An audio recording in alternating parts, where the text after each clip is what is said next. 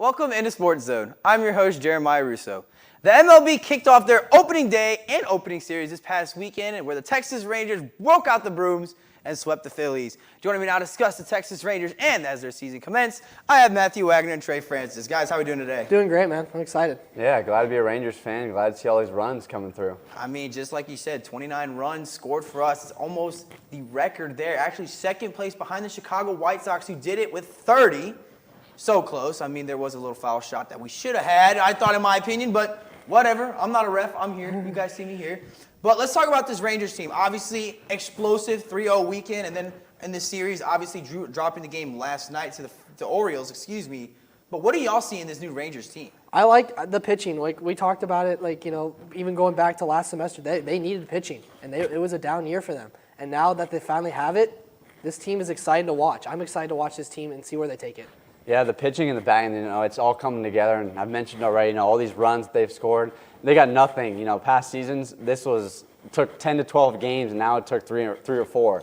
So I'm really liking the bats getting going, and the pitching's getting there too. So the Rangers are really getting well-rounded now, I think. Yeah, I mean, even just taking a look right here in the Texas Rangers, their starting rotation. DeGrom, obviously we know, not the greatest of weekends. It's opening day, but you know what? That's how he goes. He's going to kick it in the middle of the season. He'll be perfectly fine. Martin Perez, acting like the all-star he was last year. 5 and 2 innings, 7 strikeouts and only 1 earned run. Nathan Eovaldi pitching in the 16-3 game, only giving up 3 runs. I mean, you take a look, this is solid. And I know, especially like we all mentioned, the Rangers did need to go get some pitching. They did. We even take a look at the bullpen. They're actually number 1 in ERA, only giving up 1.18 runs. That is absolutely ridiculous. If I thought you were to tell me Dane Dunning, of all people, would pitch 3 innings and have 6 strikeouts, I would have thought you were absolutely crazy. I mean, am I wrong? No. The pitching came through, and that's what you need, right? The whole season. Like, you cannot have any of these guys. John Gray is a guy that stood out to me. Only 4 hits, in 7 strikeouts. This is a guy that you don't expect to, shoot the lights out, but he's doing good, and that's what you need. You don't need him throwing a perfect game every game. And guys, we're talking about the starting pitchers here. You mentioned Denning already, who is a relief pitcher. But I think not only are the starting pitchers doing good, but the relief pitchers, the closing pitchers, it's all coming together. DeGrom getting off slow. There's other pitchers to help them out, as we've seen. They're still getting the win, and the runs are coming through. So I just like the pitching overall. All the pitchers are doing really well, and I'm impressed so far. And I mean, talking a little bit on the pitching, we do know this season that the MLB incorporated the pitch clock, everybody's favorite controversial topic regarding the MLB, besides steroids. That's another time. But how do you guys feel about the pitch clock, honestly? Trey, I'll let you go first on that one. Pitch clock, I'm a fan of it because I think it makes the game go faster. I know not everybody is a fan of it, but I believe that it was taking a long time for the batters to get up there, and they're just taking their sweet time, and one pitch was taking several minutes. So I think it's really cutting down the time, but I mean there are pros and cons to it. Yeah, and I definitely think we're going to see more, pitchers get hurt maybe, hopefully not, but especially a guy with DeGrom who's had arm issues, right? The faster the pitching, can he, sustain quick pitching and all that? Hopefully he can. Hopefully he doesn't get injured, but you never know. Yeah, I mean, especially kind of like we mentioned, it's all kind of a mental game too. I don't think we're ever going to see another complete game unless you maybe throw 5 pitches in 1 inning. Because even at the rate, Nathan Eovaldi was at 87 pitches, and it was the 6th inning because of how quick it's going. I mean, the history that we've seen of Roy Halladay, even Joe Musgrove from the Padres with his complete game, I think those days are past us. I mean, just the way the game has been revolutionized kind of appeals to the younger audience, I believe. That's where we're at now in this modern day baseball. Moving a little bit to the hitting side, obviously a great start. What are y'all's thoughts on, this new roster, like we said? Oh my gosh, the hitting is so much better now, especially guys that are absolutely raking, right? Seager's a guy that, he had a career year for home runs last year, but his hitting, it was kind of inconsistent. Now he's becoming that consistent hitter, and that team's being better because of it. Yeah, and I'm really impressed with the first 3 batters. You got Semien, Seager, Lowe. I think all of them are really coming through, and they struggled a lot last year. But I think they're really starting to find their groove this year, and I think that's what's leading to all these runs for the Rangers. Is that they're getting on base, and then they're helping each other out. They're moving each other around the bases, hitting home runs, and that's what's helping them win. Yeah, and I mean, we take a look even across the AL West in the division the Rangers are in. They're sitting at top with just a 3-1 record. I mean, probably you'll never see that again unless we win 1 game, and this so happens to be the opening day game. Thoughts on maybe AL West strength? Maybe is this actually the time that the Rangers have to be able to come through, Trey? I think it's still really early. You know, like I said, the Rangers are 3-1 and the Angels are up there at 3-1, which is totally the opposite, you know, what it was last year, both those teams being toward the bottom. But with the Rangers being at the top, now you know it's early, like I said, but I mean, they got a lot of time. But they can keep this up, or maybe even a little bit less. You know, they can get near, 80, 90 wins. And I think that'd be enough to kind of sneak into the playoffs. Yeah, definitely. I think, maybe not top of the division, but maybe second or third. I can see that, right? And I hope that this team, as we move along, we can see more of that consistency, more of that defensive liability. They were that last year, and now that strength is going to be a big key factor in them getting Well, there. we're going to see what the Texas Rangers can hopefully do again tonight against the Baltimore Orioles at 7 p.m. here at Globe Life Field. But coming up next, we got NIT recap and a little surprise for the UNT men's basketball team. Coming up next. Oh, hey, didn't see you there. Let's get started. This is a motor vehicle. This is the blinker mechanism. To use it, push it up for the right blinker and down to go left. You're welcome. It was easy. Has the weight of stress and anxiety ever felt too heavy to overcome? Wish there was a safe place to confide in? Wish granted. At UNT, we offer counseling and testing services to students located on the 3rd floor of Chestnut Hall.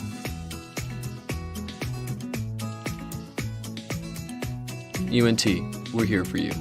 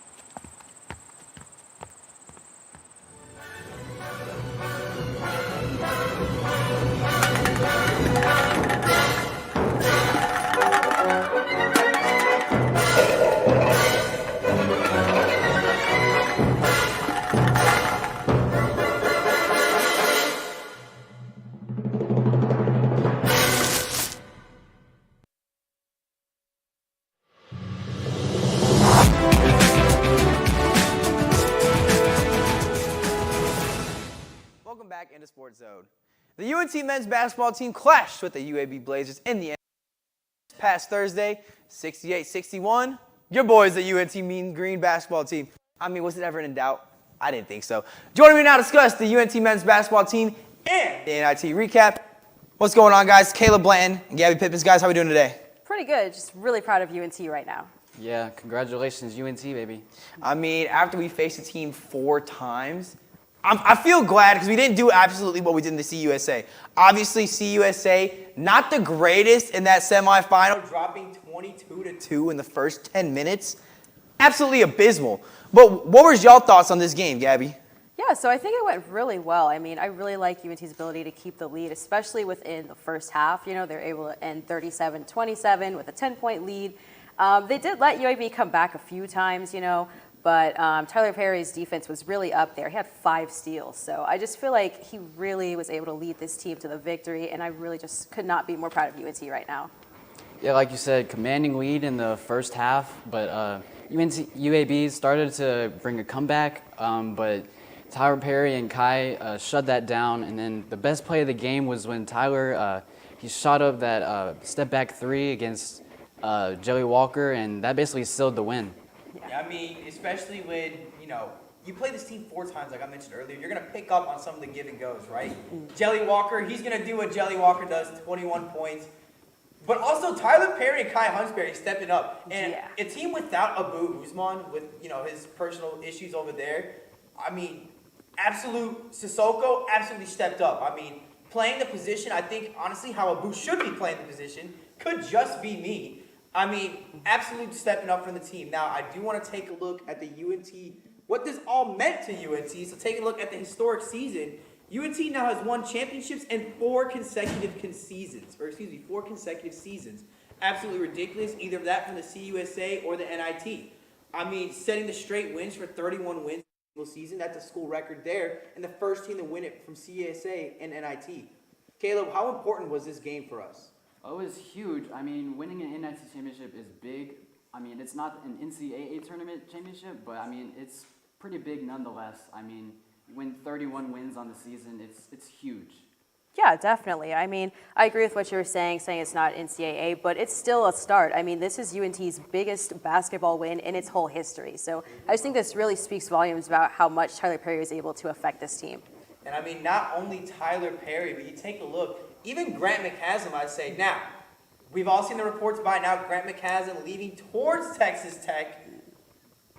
Is this the right move for him? What do you think? Absolutely not. I mean, I feel like it's weird She's very opposed to this one. Yeah, I mean, why would you leave right after getting your team to a championship? I mean, obviously this is definitely going to hurt UNT a little bit, no matter who you get to replace.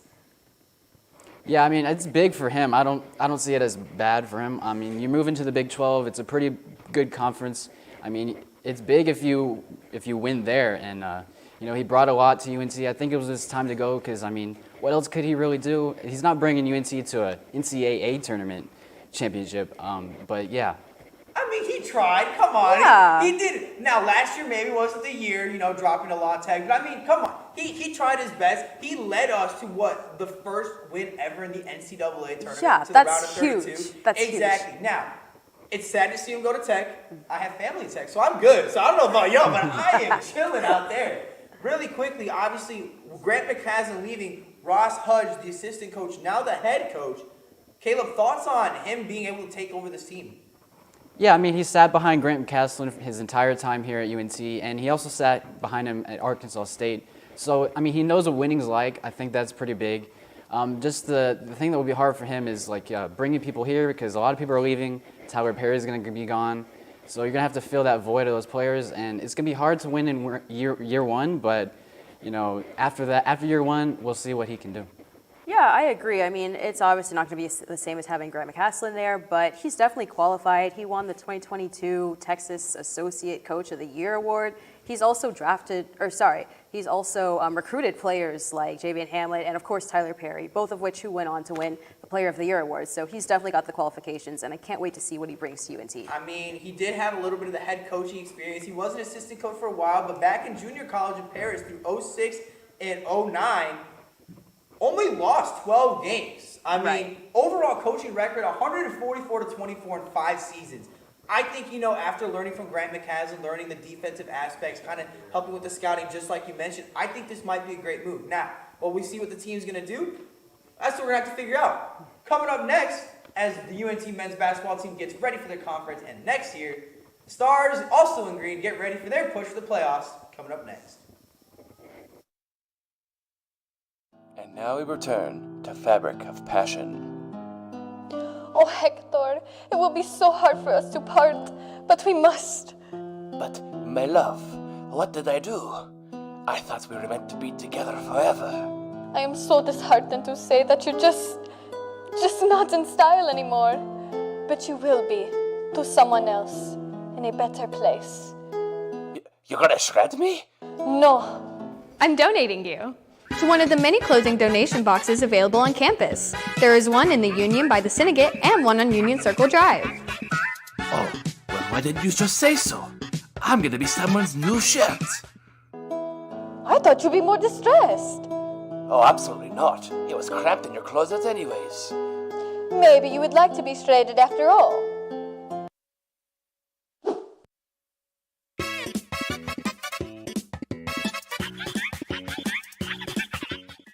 It's that time of year where everyone plays a dangerous game with the flu.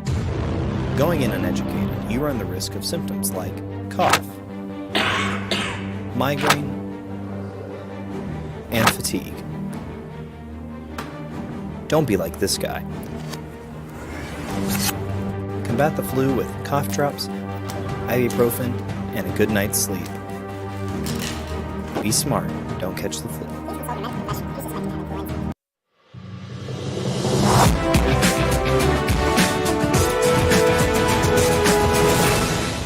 welcome in the Sports Zone. I'm your host, Jeremiah Russo. As the common saying goes, I don't know if y'all know, but the April showers, it brings the Dallas Stars to the Stanley Cup playoffs. I don't know about y'all. It may just be me. I mean, I trust me too. Joining me now to discuss the Dallas Stars and the push for the playoffs, Matthew Wagner, welcome back again, and Steven Lucero. Guys, how are we doing today? Doing great. I'm excited for Dallas Stars playoff hockey. For sure, doing great because the Stars are doing great. Y'all look ready good. more than I do with the Dallas Stars ties. I mean, I missed the memo apparently, but it's all good. Now, obviously, kind of last week we touched on them. Now with 5 games remaining, what have y'all seen from that time to now, like in this recent stretch, Matthew? Yeah, there's times where they beat teams that they know, playoff teams that they need to beat, and then there's times where they lose to the Blackhawks. You know, they blow a 4-goal lead to your Blackhawks. Don't disrespect my Hawks like that. But they blew a 4-goal lead, and that was tough to watch. So, you know, I think, you know, now things need to start clicking for them to at least go far.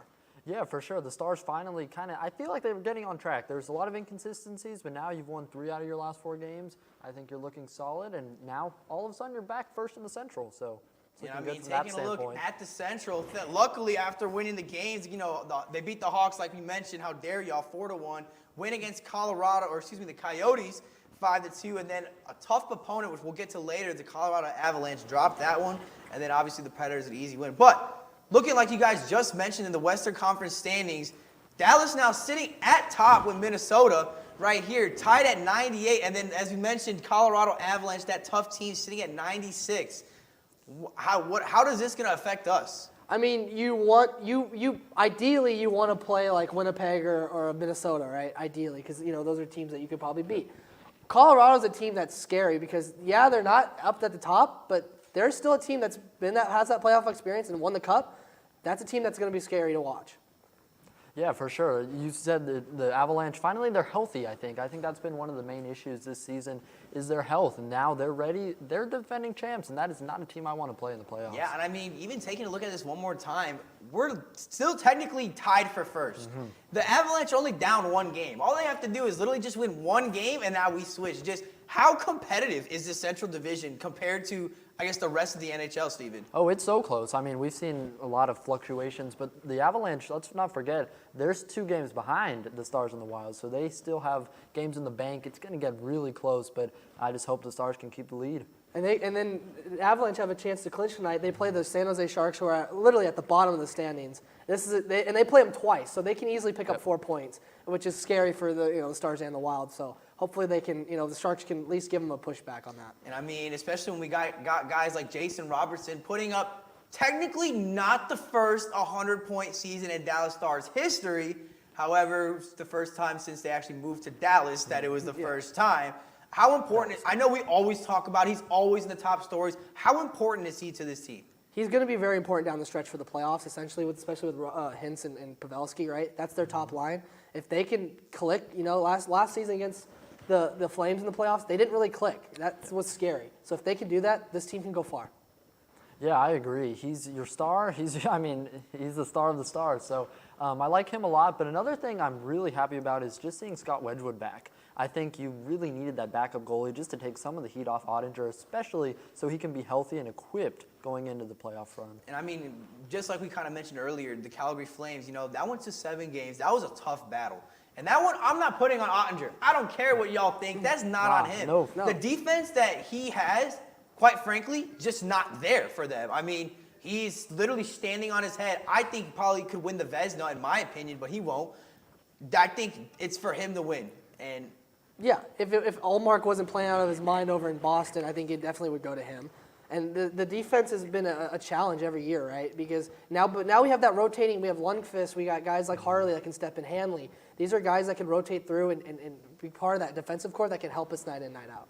Yeah, the Stars, I mean, it's absolutely true. The defense has got to step up. I think Ottinger, as like we said, has been kind of left out to dry. He's just got to give him help because he's been incredible. He is carrying your team. He carried your team in the playoffs last year. This year, you want a deep run, defense has got to step up. I know everyone dogs on Suter, but I I'm understand. that guy. I I'm that understand. guy. I understand. But he's sound defensively. He's a guy that He's sound asleep, the 40-year-old in the backcourt. Now, if the playoffs started today really quickly, we're playing the Kraken. And so let's take a look kind of all the Western Conference. We got the Stars in the Kraken first round. Minnesota, Colorado will play the winner of that division. You take a look across into the Pacific. You got the Golden Knights and the Jets with the Kings and the Edmonton Oilers. Guys, thoughts on that first round? Or is this maybe us destined to play the Avalanche, or are we destined to play another team? I think I'd rather play the Kraken, right? Because Absolutely. this is a Kraken team that has shown inconsistency in these last couple of weeks. And if we have to play the Avalanche, so be it. I think we can take, as long as they're not as healthy, we can take them. We'll see. Yeah, absolutely. I would love to play the Kraken, but there's, like we said, it's really close. There's a lot going on. Avalanche are definitely an option, and I hope we do not have to face them. And I mean, obviously we know Boston's one of the big favorites here. Do you guys see any sleeper team? I think we go to the Stanley Cup playoffs. What do you think, really quickly, or the finals? Excuse me. Give me the LA Kings. They're a sleeper team. They're a team that's really good. I'm saying Stars all the way to the Stanley Cup. Well, the Dallas Stars still have 5 games remaining, looking to keep their lead in the first, or on top of the Central Division against the Minnesota Wild and the Colorado Avalanche. But coming up next, we're going to take another twist at hockey, but this time, all-time starting lineups. Coming up next.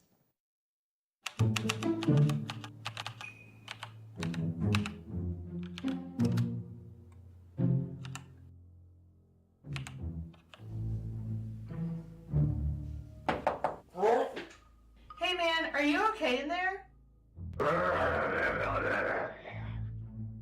You look terrible. Have you been up all night? Don't you know that according to the American Academy of Sleep Medicine, staying up all night can have a negative effect on your GPA? Sleep? Yeah, go to bed.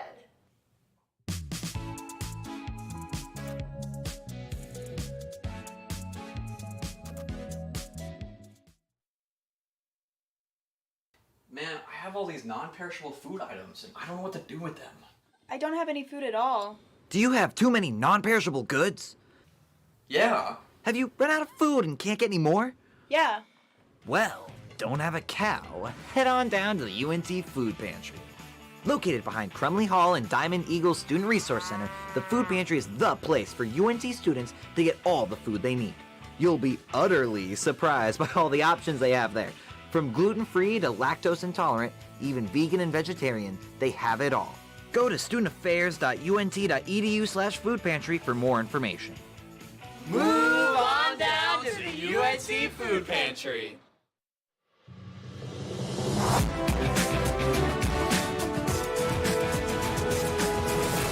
Welcome back into Sports Zone. We're talking all NHL hockey teams here, and we're going to discuss right now. We have Sean Hunley and Adam C. right here. We're going to talk, see who has the best starting lineup here. So I'm going to leave it to you. Sean, I'll let you kick us off. All you right, got to pick your starting lineup. I want to know, who is your centerman? My centerman? It's pretty easy. I mean, I'm looking at this paper, but I already know who it is. It's Wayne Gretzky, greatest of all time. No question about it, no debate. I won't take anything less. I'll make the debate for it, but I'll let Adam go first. I chose Mario Lemieux, probably the second best. Top-tier scorer, top-tier passer. He would work great. I'm going to put the only right answer on here, and we might only talk about this one debate right here. Connor McDavid is the best player in all of the NHL. There's no doubt about it. When you look, come on. I mean, when look at the teams and the players he's playing against. He's playing against another person I have, Patrick Kane there. He's playing against him, one of the greatest American players of all time, one of the best wingers, in my opinion, of all time, making my list. Yes, it's a different time era. Gretzky may have 3,000 points. Guess what? You played in a league where goalies didn't even drop down to their knees. This kid is going 25 miles an hour, skating up the ice, having 6 goals a game. This kid is never going to get to 894 goals. Yes, he is. He's already on pace. His point, maybe not goals, but 301 goals, plus he was injured his rookie year. I mean, with the clavicle. I mean, even if you added that time back, I have a feeling maybe not be right at near 3,000 points. Might be one of the greatest players since Gretzky I've ever seen. No. I kind of think whenever all is said and done, Connor McDavid's going to be a top 2 center all time. Just depends on if he's 1 or 2. And he's not 2. I'm just telling you right now. But moving on, we'll go wingers next. Go ahead, Adam. Give me Alexander Ovechkin because I had a strategic point. I think Lemieux and Ovi in a perfect world would work gangbusters. Okay, I mean, Penguins and the Capitals rivalry, maybe not so. Maybe might want to kill each other a little bit, so you might lose your center and winger. Sean, who did you have? I got Gordie Howe. That's a solid pick, I'm not going to lie. Gordie Howe is solid. I mentioned earlier one of my wingers, Patrick Kane. Already mentioned greatest player of all time for an All-American. I mean, 3 Stanley Cups, Conn Smythe MVP. How can you not go with Kane? Or just the way he's able to move and his hands, undeniably probably like the best dangles he's had in the league. That one goal against the Stars still haunts me. Oh, that's my favorite one. You mean when he hit that little Why'd spin you around bring it up? backhand right there? Yes, sir. That I was maybe, I think, 8 years old, and that is the goal I show everybody. If they don't know who Patrick Kane is, that is the one goal I show You everybody. gotta give him ammo because it knows they're going through a rebuild right now. So just something to hold on to. I see how it is. You don't even get to go next. What's your winger? You don't even get to go next. Jaromir Jagr. Obvious reason. I don't even think I have to say much. Just longevity. He's a great scorer. I'm going to make it quick. I also had Jagr. I mean, when you're putting up, what, almost 2,000. Oh, you too? Yeah. Okay, then unanimous right here. Jaromir Jagr, 766 goals, over 1,000 assists, almost nearing that 2,000 mark. He's probably the only closest person to Gretzky. Yeah, absolutely. I mean, especially rocking the retro Penguin, you got to hit the salute every time you score. I mean, that's just a classic right there. Defenseman, who do you have, Sean? You want me to just go one or both? Go both at this rate. Who do you got? I'm going to go Bobby Orr and Paul Coffey. I'm not going to lie. It's a pretty good combo there. But It's now, pretty why solid. Bobby Orr? I want to hear why. Pioneered defenseman. I mean, we haven't seen anybody play like Bobby Orr in the entire NHL. I mean, this kid only played, this guy played what? He was a kid back then. I mean, yeah. he was a kid back He then, was but a kid in the league. the famous like leaping over the goalie to win the Stanley Cup. I think he only played like what 500-ish games. Yeah. I mean, and he's got stats that no defenseman ever has. He led the league in scoring and points, and no other defenseman has done that. None. For my little dynamic duo, I had Nicholas Lindstrom and Darian Hatcher. I think that'd be a great duo.